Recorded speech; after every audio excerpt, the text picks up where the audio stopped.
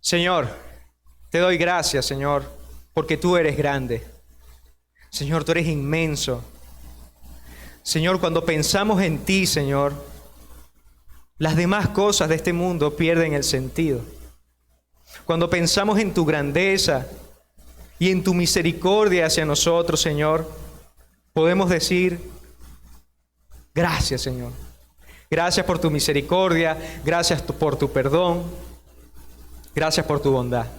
Ahora, Señor, que nos disponemos a ver esta clase, dame de tu Espíritu Santo para hablar de parte de ti. Abre nuestros oídos, nuestro entendimiento para escuchar tu palabra, Señor. Háblanos el día de hoy porque necesitamos desesperadamente oír tu voz. Úsame como un instrumento de tu gracia, Señor. Confronta los pecados, Señor, de nuestros corazones y guíanos hacia el arrepentimiento que es en Cristo Jesús. Te damos gracias. Amén.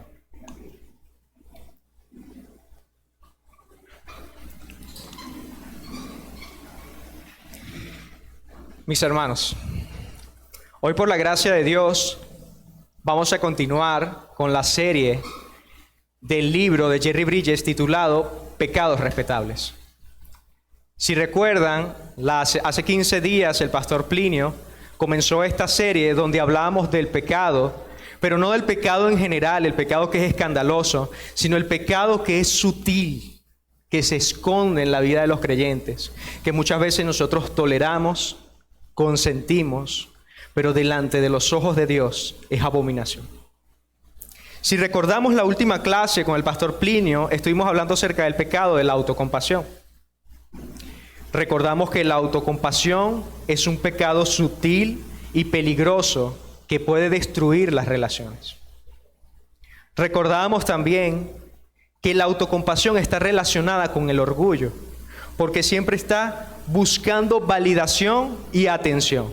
Miren lo que sufro, préstenme atención. Eso es la autocompasión. También descubrimos que la autocompasión se puede identificar por el sufrimiento personal como justificación para el comportamiento pecaminoso. El pastor Plinio nos decía que la autocompasión se manifiesta en algo así como cuando confrontas a alguien por su pecado, él te dice, mira lo que he sufrido. Si tú hubieses sufrido como yo, hubieses pecado de la misma manera. Y eso, mi hermano, es terrible, porque como pueblo de Dios, nosotros somos llamados a ser santos. Al final aprendimos que para vivir según la voluntad de Dios es importante identificar y mortificar el pecado de la autocompasión en nuestras vidas.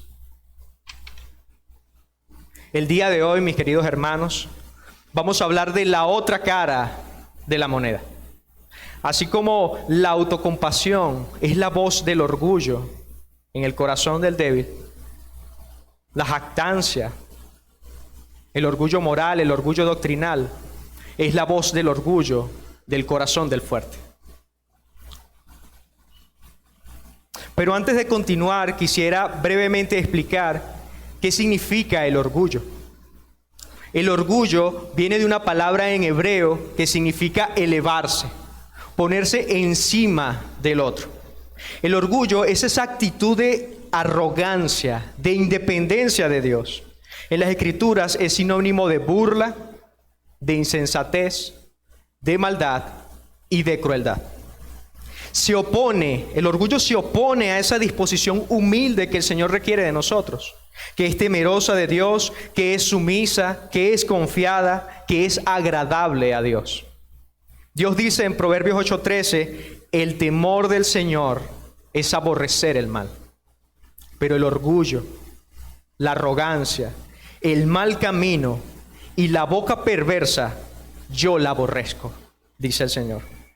Dios odia el orgullo porque es una manifestación de la más profunda depravación total que hay en el ser humano. Es la raíz de todo pecado. El escritor C.S. Lewis dijo lo siguiente, y cito: de acuerdo con los maestros cristianos, el principal defecto y el mayor mal es el orgullo. La fornicación, la ira, la avaricia, las borracheras y todo eso son meras picaduras de pulga en comparación con el orgullo. Fue por el orgullo que el diablo se convirtió en diablo. El orgullo conduce a todos los demás defectos. Es el completo estado de la mente en contra de Dios. Lo peligroso del orgullo, mis hermanos, es que es algo que podemos detectar tan fácilmente en los demás. Todos podemos recordar a alguien que nos trató de manera orgullosa. Nos habló con orgullo, nos miró con orgullo, nos despreció con orgullo. Pero lo peligroso del orgullo es que es muy difícil identificarlo en nosotros mismos. Por eso debemos estar conscientes de esas palabras de Pablo cuando en Romanos 2 dice: tú pues que enseñas a otro, ¿no te enseñas a ti mismo? Nosotros que constantemente condenamos el orgullo en los demás, ¿estamos siendo orgullosos? Ahora bien, diremos, bueno, yo no soy orgulloso, porque tenemos una idea del orgullo escandaloso. Pero en esta clase, en esta breve meditación, vamos a ver 3 manifestaciones del orgullo. En primer lugar, vamos a ver cómo se manifiesta en el creyente el orgullo moral. Quiero leerles un pasaje de las Escrituras que nos ayudará a entender este tipo de orgullo. Yo se los leo. El pasaje se encuentra en Lucas 18, del 9 al 14, y dice así: a unos que confiaban en sí mismos como justos y menospreciaban a los otros, dijo también Jesús esta parábola. 2 hombres subieron al templo a orar. Uno era fariseo y el otro publicano. El fariseo, puesto en pie, oraba consigo mismo de esta manera diciendo: Dios, te doy gracias porque no soy como los otros hombres, ladrones, injustos, adúlteros, ni aun como este publicano. Ayuno 2 veces a la semana, doy diezmos de todo lo que gano. Mas el publicano, estando de lejos, no quería ni aun alzar los ojos al cielo, sino que se golpeaba el pecho diciendo: Dios, sé propicio a mí, pecador. Os digo que éste descendió a su casa justificado antes que el otro, porque cualquiera que se enaltece será humillado, y el que se humilla será enaltecido. De todos los personajes repulsivos que podemos encontrar en las Escrituras, creo que uno de los más fuertes es este fariseo. Cuando nosotros escuchamos esta parábola decimos: ¡wow! ¡Qué arrogancia! Pero mi hermano y mi hermana que estás acá, ¿eres tú mejor que él? ¿Eres tú mejor que ese fariseo? La ironía es que cuando condenamos a este orgulloso fariseo, podemos caer fácilmente en la misma actitud de creernos nosotros muy justos. Note que la parábola está dirigida a quienes confiaban en sí mismos y menospreciaban a los otros. En esta época que vivimos, donde hay perversión moral en la sociedad allá afuera, es muy fácil caer en este pecado. Cuando nosotros escuchamos allá afuera que hay manifestaciones de la vida homosexual, escuchamos problemas de drogadicción, de alcoholismo, de ira, de avaricia, es fácil escandalizarnos. Incluso nos llegamos a creer superiores y vemos con rechazo y desprecio a los pecadores de allá afuera. ¿O acaso, mi hermano, mi hermana que estás aquí, cuando desprecias al ateo, a la feminista, al socialista, al homosexual, no puedes reconocer que en el fondo te sientes superior a ellos? Incluso sientes burla y satisfacción cuando ellos son humillados y despreciados. ¿Acaso no te llenas de una satisfacción diabólica cuando ves memes en las redes sociales que se burlan de los incrédulos y tú te jactas y diciendo: gracias a Dios porque no soy como ellos? Y por favor, no quiero que me malentiendan. No estoy diciendo que no debemos alegrarnos cuando el pecado es castigado, o cuando se hace justicia, o cuando la verdad prevalece sobre la mentira. Lo que estoy diciendo es que estás actuando pecaminosamente con un terrible orgullo moral cuando sientes más satisfacción y alegría por el pecador destruido que por el pecador perdonado. ¿Acaso somos nosotros mejores que ellos? ¿Hemos olvidado de dónde nos ha rescatado Dios?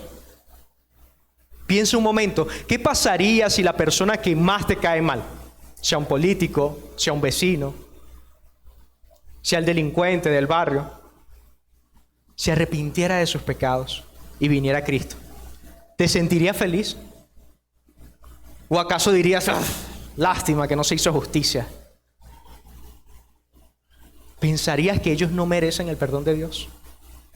¿Acaso tú mereces el perdón de Dios? Muchas veces no seríamos acusados de actuar como ese fariseo y creer que somos justos y superiores. Mis hermanos, nosotros somos llamados al ministerio de la reconciliación. Que el Espíritu Santo traiga a tu alma luz y puedas ver el orgullo moral que has estado atesorando en tu corazón. Porque eso manifiesta dos cosas.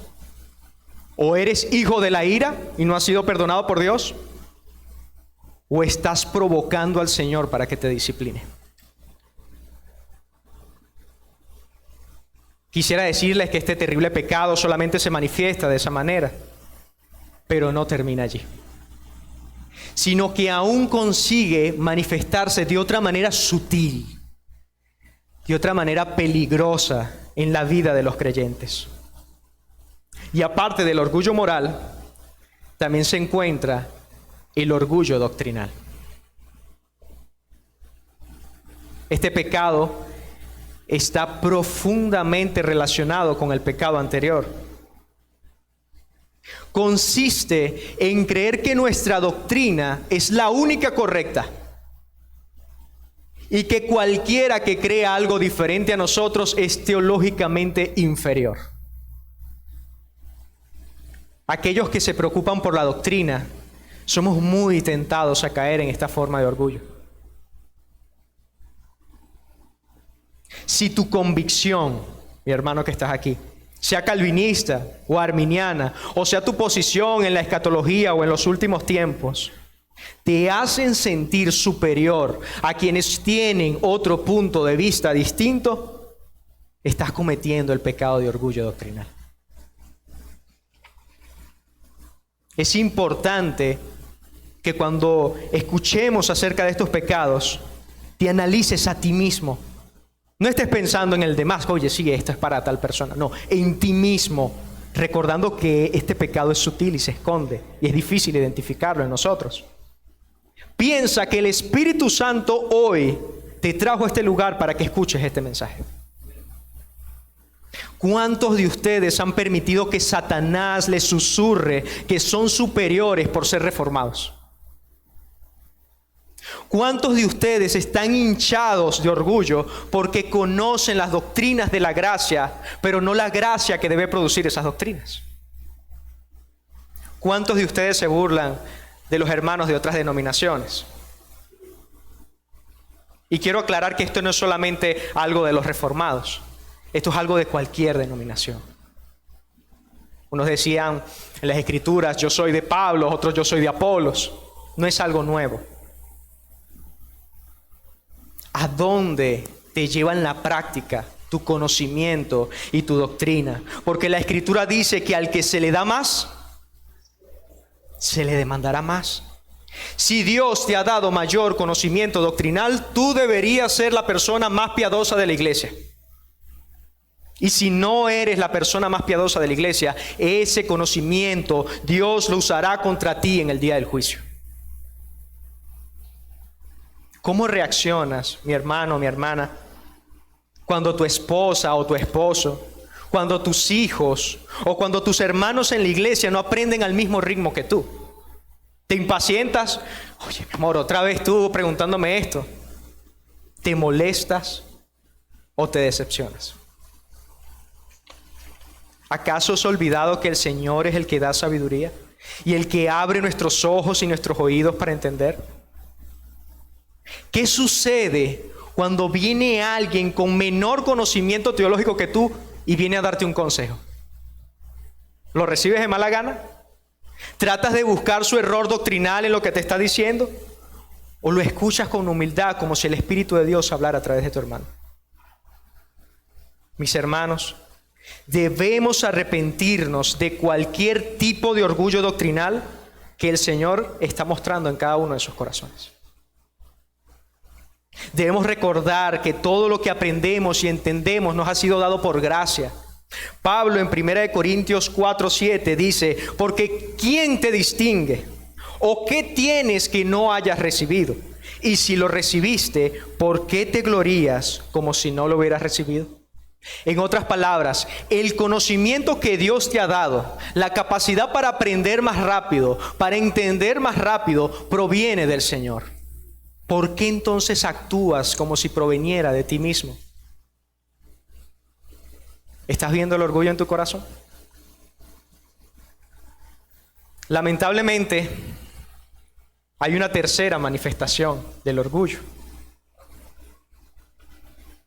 Esa manifestación del orgullo tiene que ver con el orgullo en contra de la autoridad. Antes de continuar, quiero recordarles que hemos visto el orgullo moral, el orgullo doctrinal, y ahora vamos a ver el orgullo o rebeldía en contra de la autoridad. Este pecado en particular se manifiesta en dos áreas principales: la resistencia a la autoridad, especialmente espiritual, y a la enseñanza. Estas dos actitudes van de la mano.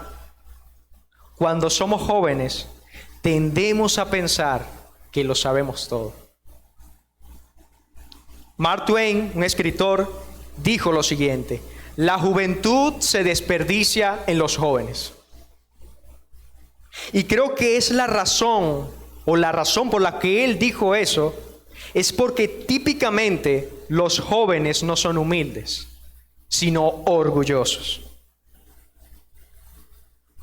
Todos conocemos el orgullo en la juventud, esa testarudez.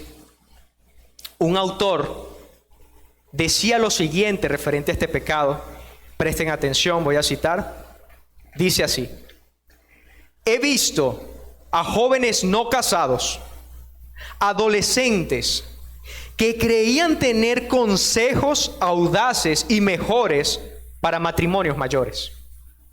Cómo debían lidiar con sus hijos y con sus matrimonios.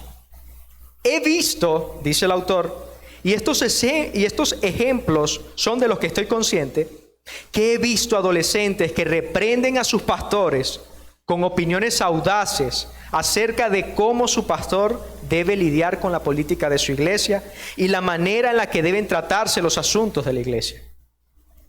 No debería existir esto en nuestros jóvenes.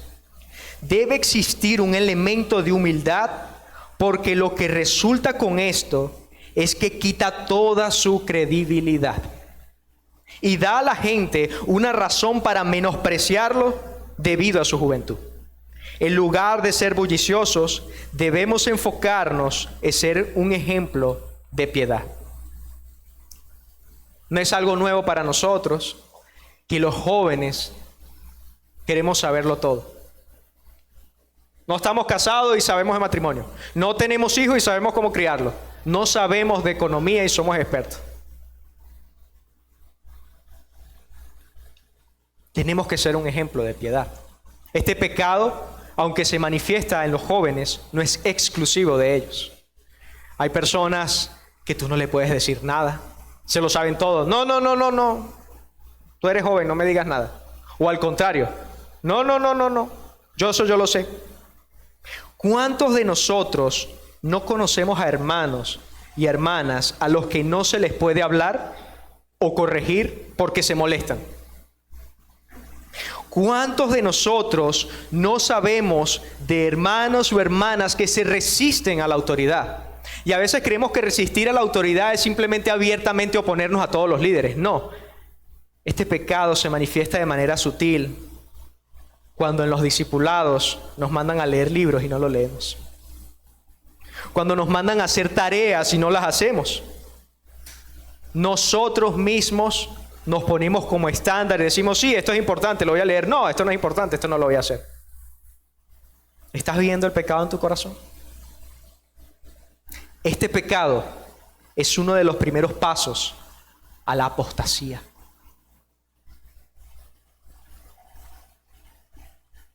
Esto demuestra lo profundo que estamos o que están muchos jóvenes entregados a este pecado del orgullo. Pero ¿qué nos enseñan las Escrituras referente a este tipo de orgullo en particular? Hebreos 13:17 dice lo siguiente: obedeced a vuestros pastores y sujetaos a ellos, porque ellos velan por vuestras almas, como quienes han de dar cuenta, para que lo hagan con alegría y no quejándose, porque esto no os es provechoso. Mis hermanos, debemos vestirnos con mansedumbre, debemos vestirnos con humildad, debemos reconocer el orgullo que aún se está anidando en nuestros corazones. Debemos reconocer que estos pecados son una mancha en nuestras vidas. No es cualquier cosa, no es un problema de carácter. Esto ensucia la santidad de la iglesia.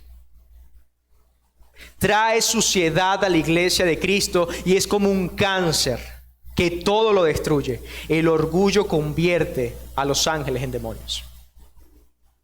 Qué terrible pecado.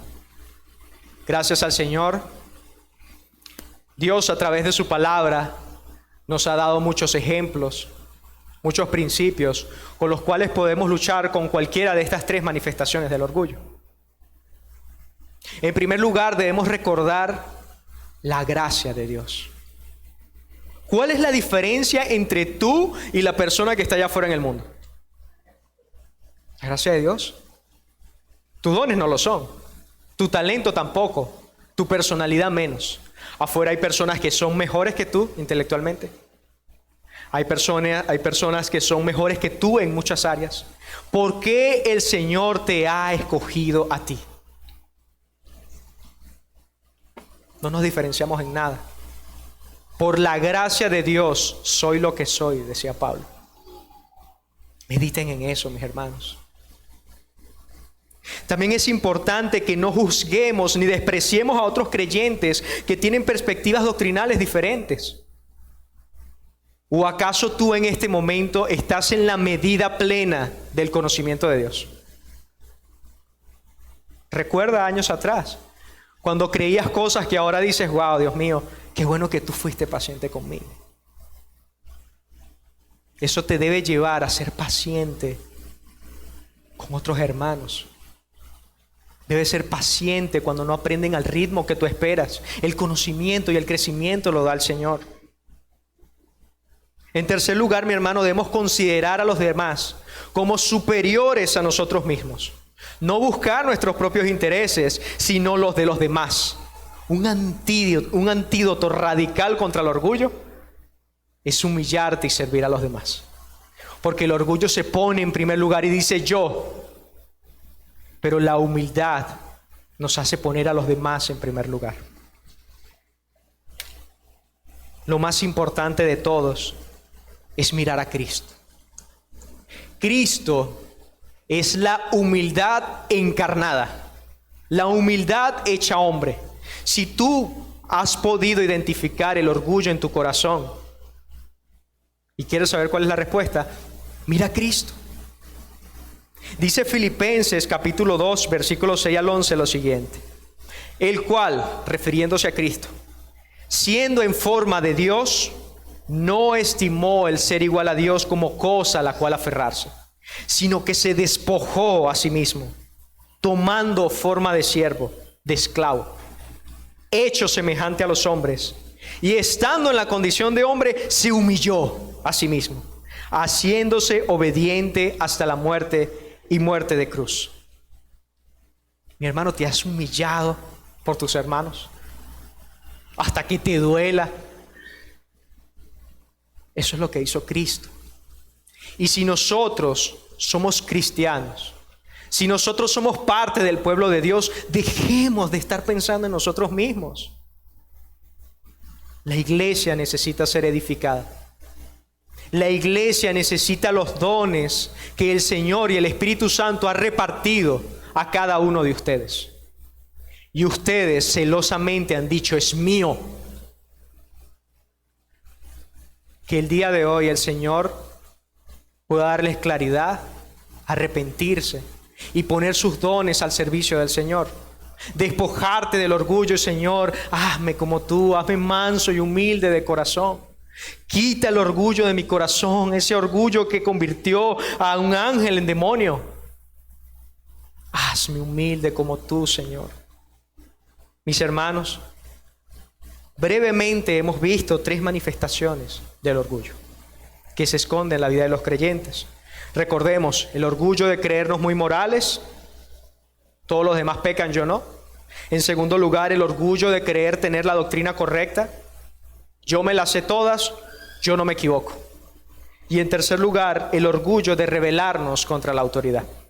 Pidamos a Dios que perdone el orgullo de nuestros corazones y que el Espíritu Santo nos vaya transformando cada vez más a la imagen de nuestro Señor Jesucristo. Oremos. Señor Jesús, gracias. Gracias, Señor, porque tú edificas a tu iglesia. La iglesia te pertenece y es tuya, Señor. Gracias, Señor, porque tú nos disciplinas, porque nos amas. Tú haces ver la maldad de nuestros corazones. Tú traes a nuestras conciencias el pecado que hemos estado anidando, Señor. Es necesario que seamos santos como tú eres santo, Señor. Purifícanos, lávanos, lava a la Iglesia Bautista Reformada Trono de Gracia. Despójala del orgullo, Señor. Y permite que ellos crezcan en humildad, que crezcamos en humildad. Necesitamos ser iguales a ti, Señor. Gracias por este tiempo, Padre. Prepara ahora nuestros corazones para el tiempo de oración, Señor. Y bendice tu palabra en el nombre de Jesús. Amén.